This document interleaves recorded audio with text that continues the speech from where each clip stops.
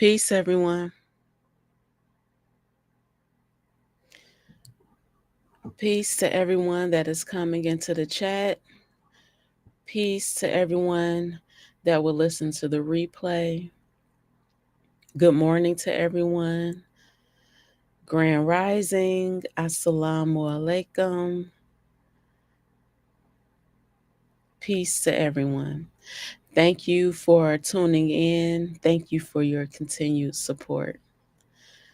So, I wanted to come on and discuss the topic of accountability and change. And more specifically, the resistance to accountability and change. So, in my opinion, 2025, this year, has been a year of transformation and a year of endings on all levels. The transformation of relationships, the transformation of um, your, how do I want to say, the transformation of our country, our society, uh, transformation on all levels, on personal levels, macro levels, um, just on all levels. You know, transformations are endings, but endings are never truly endings. It's like, how do I want to say? Endings cycle into new beginnings. So I believe that this year has been a cycle, it's preparing us for new beginnings. That's what I'm saying. It's been a year of transitions, change, but is evolving us into new beginnings, essentially, right? So this year has been literally, it's been guiding us and forcing us and even teaching us to change, transition, transform our lives in some aspect. And I don't think anyone can deny this. And for me, the most consistent evidence of this transformation or transition has been the amount of physical deaths that we have heard about or have experienced in our family and friend circles, and even the amount of celebrity deaths that we have heard about. And yet, despite this, as a collective, as a community, I feel as we have yet to embrace the idea of transformation and change, because it ultimately requires us to look within ourselves and to take accountability. And what I have found and what I am seeing is that many of us lack accountability.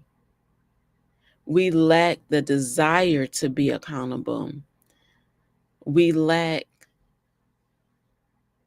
the responsibility to be responsible.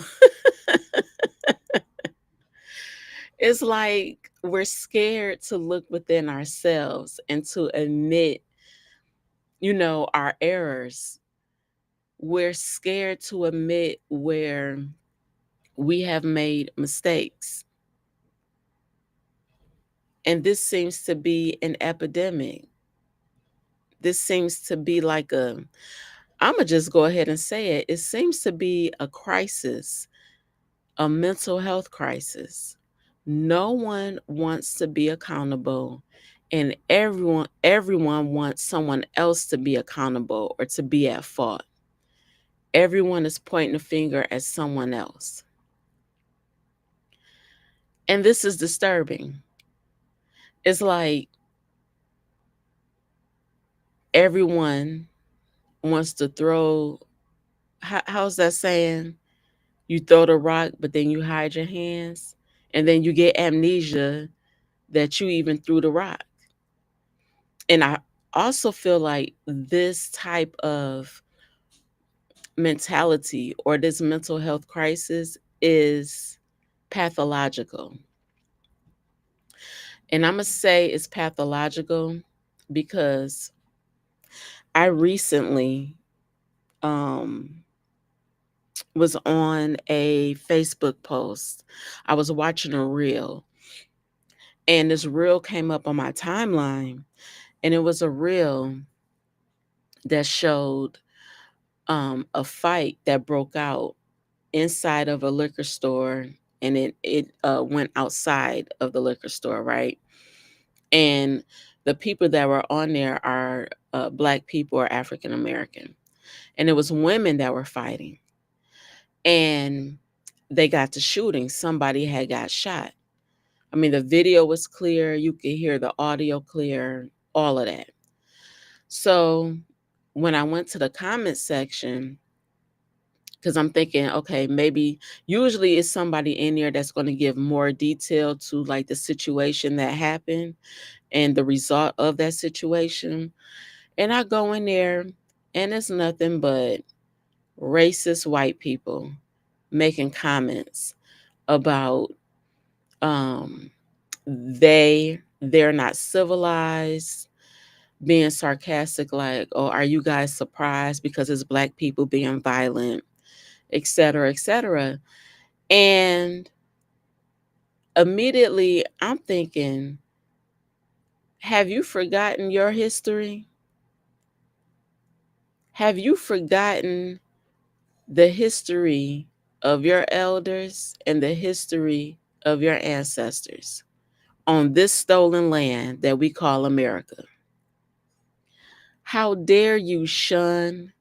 How dare you look down upon another group of people that are experiencing violence or being violence, and you have a history of violence? And I have a huge issue with that selective, um, I don't want to call it a selective outrage, but like selective memory. Like you're a goody two shoes, you're above that. That really bothers me. And I did leave a comment that expressed that. And I kept it short and sweet, but it's like, let's not forget about colonization. When I had the revolution on, one of my last um, shows was geared to violence, right? Which is why you see the PowerPoint, the title of the PowerPoint that I did with that quote by Imam Jamil Abdullah Al-Amin, formerly known as H. Rap Brown. Violence is as American as cherry pie. And this topic of violence, this crisis of violence, we all need to be accountable. We all need to look within and see where we are violent at.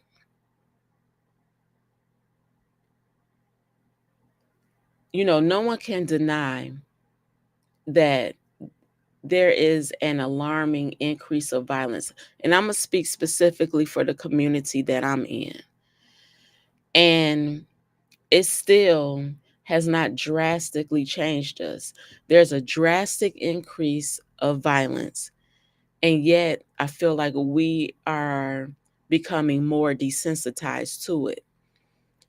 And I don't see anyone really stepping forward, especially those that have that are looked upon as leaders in our community, whether it be religious leaders, politicians, etc., community activists.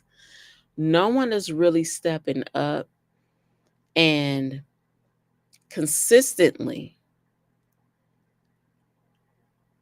bringing this issue to the forefront, consistently um, consistently advocating for change, in my opinion. And I'm just speaking about in the community that I am in.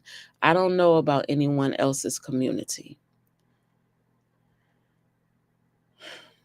So, and it just caused me, I was reflecting on this last night. Excuse me. And of course, we have the increase of gun violence. In my community, there's this increase of so called advocacy of domestic violence. And I'm thinking about the political violence that is very uh, uh, prevalent. I know I said that word, I messed it up, sorry. But um, in my community in Flint. And there's also a spiritual violence that I don't think that people are tuned into. And I've been talking about it. I just don't think people as a collective, the majority, are tuned into what's going on. And they don't recognize it. But this spiritual violence has been going on for quite some time. And it really became heightened around 2020. And then you started hearing about spiritual warfare. And so, forgive me if I'm talking all over the place about these different aspects of violence, but I'm just flowing. I feel like if we if we go up against and we fight against and defend ourselves against the spiritual violence, then we will be able to also be successful with combating the gun violence, the domestic violence, the political violence. And I'm going to even say the violence of colonization and racism and white supremacy. I just don't know how to get people to really focus in on the spiritual violence because there are so many distractions, and these distractions are purposeful. The so-called, the alleged powers that be, because ultimately we need to stop giving them that name, the wickedness that name, in my opinion. That's why I said the so-called or the alleged powers that be, because no one is more powerful than a creator. So I feel that there are specific distractions. There's specific manipulation going on by the alleged powers that be to distract us from focusing on the spiritual violence. And I'm gonna go ahead and label the spiritual violence as witchcraft. And this is not to be spooky. This is not to be uh, I don't know, too spiritual or whatever, eccentric, whatever you want to call it. I want you to think of witchcraft as power and control. In my opinion, power and control, excuse me, is maybe one of the most dangerous errors on our planet. It may be one of the most dangerous sins because you're trying to control someone else's life. You're trying to control how someone else think, how they speak, how they move, how they live, etc. And you're disregarding the fact that they have free will. Everyone has free will to have the opinions that they have, to live how they want to live, to make a decision to be right or wrong, etc. And I think that is being overlooked, and it's right in front of our faces. There are people in my community that are too scared to speak on what they see, on what they experience about certain things in the community. They're too scared to hold certain politicians responsible because they don't want to be called out on certain platforms.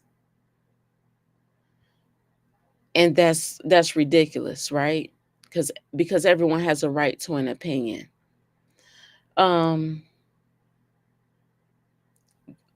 but that has to be dealt with first before anything else can be dealt with. Before you can go after a so-called perpetrator, we have to look within ourselves and ask ourselves, how have we shown up in other people's lives? Have we shown up as perpetrators in other people's lives? And that includes our children's lives, our families' lives, our friends' lives, etc. When we talk about domestic violence, we need to look at the verbal, the mental. It's not just physical.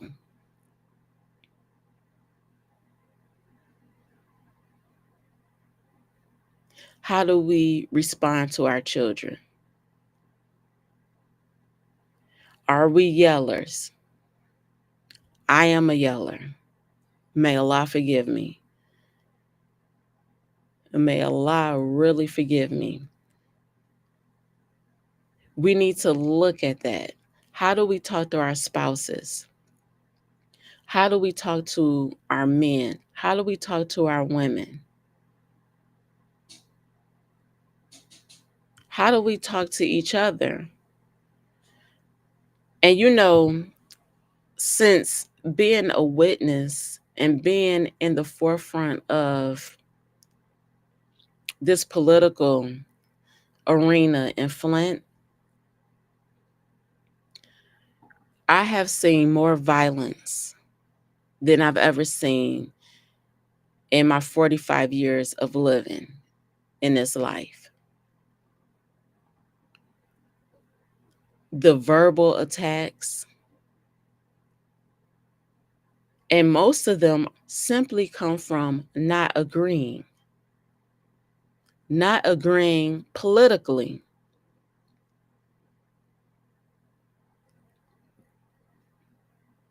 So when will we look within ourselves to make changes?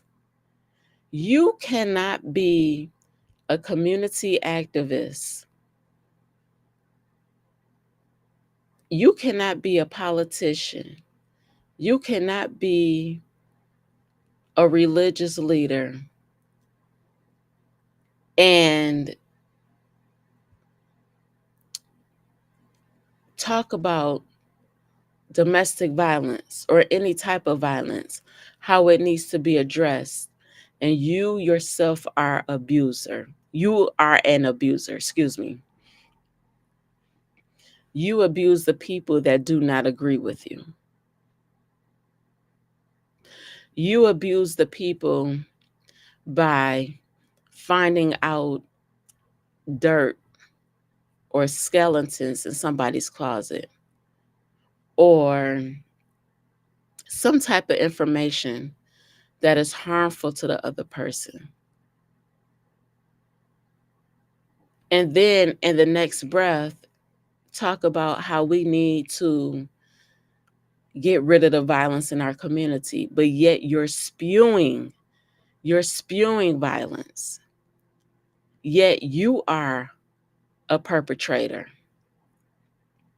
yet you exploit people.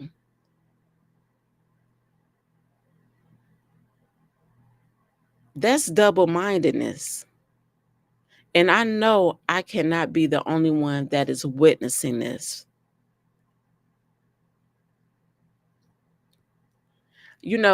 For me, I am definitely not perfect, but I promise you, I cannot be in the midst of double mindedness, of hypocrisy. I have to remove myself. I cannot be in alignment with that.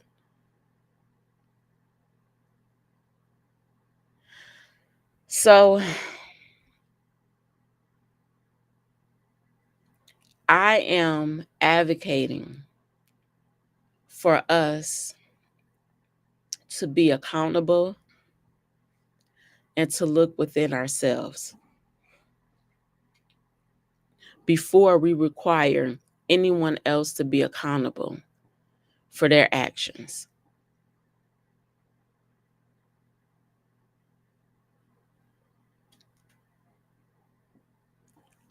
That's what I'm advocating for. Because I don't know how else we're going to get out of this cycle of violence, which is ultimately a cycle of trauma, which is ultimately being passed down to the next generation. But everyone is so caught up in their egos, and everyone is also caught up in their past traumas that they won't let go of, that everyone is missing a mark. The majority of us are missing a mark. And I specifically see being caught up in past traumas with this issue with domestic violence. I feel that this current issue of domestic violence has taken, first off, it started off when the exposure of it started off with insincere intentions. Insincere intentions, it started off.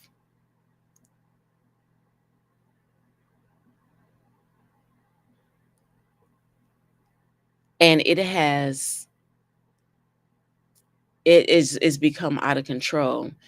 And other people that have jumped on this, the sheep, it has caused the sheep to remember their own traumas with domestic violence, which is a good thing if you're committed to healing that. But if you're just committed to being stagnant in it and then treat this current or this exposed high profile perpetrator as your own personal perpetrator, you are in error. Some of you just got pissed off at me,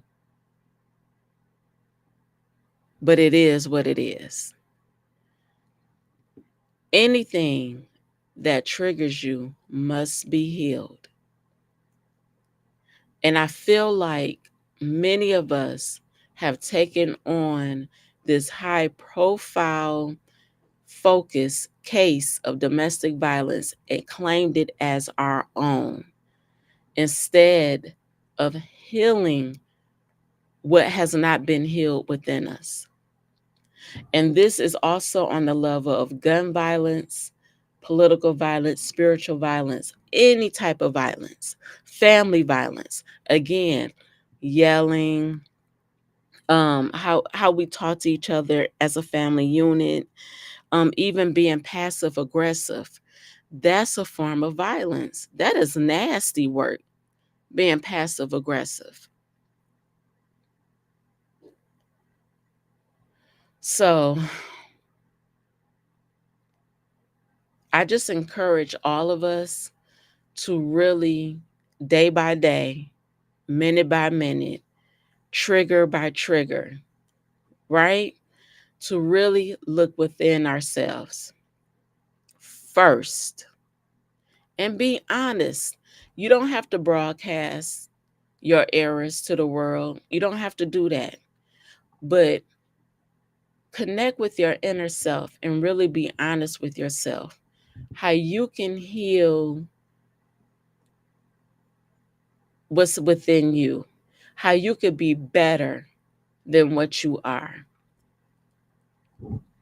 Remember, my mind keeps going back to like the yelling. That is something I need to work on, right? When I get fed up with my boys, they're not listening, I yell.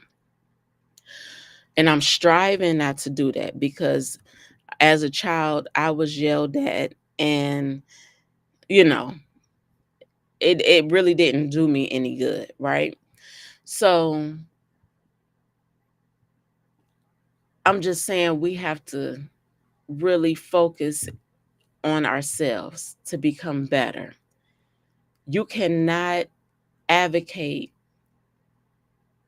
for a dismissal of a trauma outside of yourself and you're ignoring the trauma that's within you. And that is literally being passed down in your bloodline. That is a level of insanity that we're in. I'm going to go outside of my house that is unclean to clean up somebody else's house, only to return at night to my own home that is unstructured, unorganized, unclean, filthy. And I'm thinking I'm doing God's work. And I'm thinking I'm doing good in my community. You have to clean yourself up first. Clean up your own house first. Clean up your own family first. And again, I say, however you connect with the Creator, whatever you call it, whatever your religion is, your spirituality is, whatever it is, whatever affirmations that you have to say, I urge everyone to start sitting in that and implementing that daily, multiple times a day. Because the level of spiritual violence that is in Flint alone is unimaginable. And it seems as if everyone is okay with it, whether you realize it or not.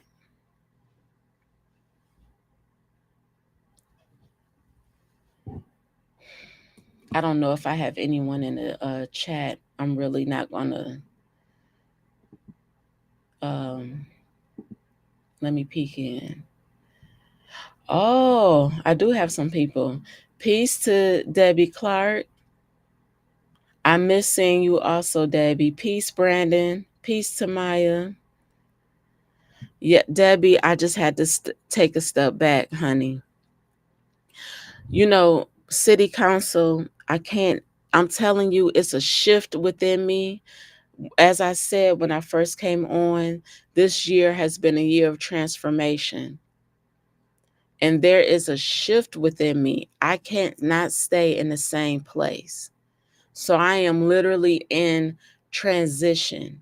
I am shifting, God willing, to a higher self, a higher aspect of me. I cannot stay in foolishness. And specifically with the Flint City Council, I have concluded that Flint City Council is one big orgy. It's an orgy. People jumping in and out of bed with each other politically, morally, ethically. It's one big orgy. And nothing is getting done. So once I see something, I see it and I cannot unsee it. And I don't know if I'll ever come back to the chambers of city council. If I do, it would be for a very specific reason. You know, it doesn't mean that I no longer support Flint. I no longer support the change that is needed in Flint. I absolutely do. I work on that change every day just from my occupation alone. But I cannot involve myself in foolishness. And I refuse to be blind to the corrupt politicians that I see. I refuse to turn a blind eye to the witchcraft that these politicians are engaged in. I refuse to be blinded by the double mindedness of these politicians and these alleged community activists. It won't be me. I refuse to be less than. I refuse to insult my intelligence. I refuse to insult my soul. I refuse to do that. Allah did not create me to be silly, to be a, a follower or not an independent thinker. I was not created for foolishness and nonsense and shenanigans. So, Debbie Clark, I know your heart is in the right place. I know I absolutely love you, but I just can't go along with it anymore. I can't do it. I cannot. I have to guard my heart. I have to guard my mind. I have to guard all of me. And I won't do it. So, you know, I wish everyone well. I love you all. Thank you for supporting me. Peace. Good morning to Mr. Maurice Davis. Thank you for tuning in. Um, Mr. Davis, you know I appreciate you. Thank you for your voice and your wisdom. Thank you, thank you, thank you. So I'm going to go ahead and get off. I have to start working in the next few minutes. Peace to Miss Deborah Luna. I love you, Miss Luna. I love you, Tamaya. Love you, Brandon. Love you to everyone in the chat, to everyone that will listen to the replay. And it might be a part 2 to this because this topic of violence in our community in all aspects is not going away soon. And we need to continue to talk about it. And we need to continue to plan to take action against it. But in my opinion, it has to be a spiritual action first. So, excuse me, everyone. Thank you all for joining in. Please continue to support my platform because I am growing. I do have a YouTube channel and a channel on Rumble as well. If you would like to donate to my platform, you can scan the QR code for my Cash App. If you desire to, I would appreciate it. And I may come back later on today for a part 2. You never know, of this topic. But thank you all for joining and listening to me. I pray that everyone has a safe and peaceful day. I love you all.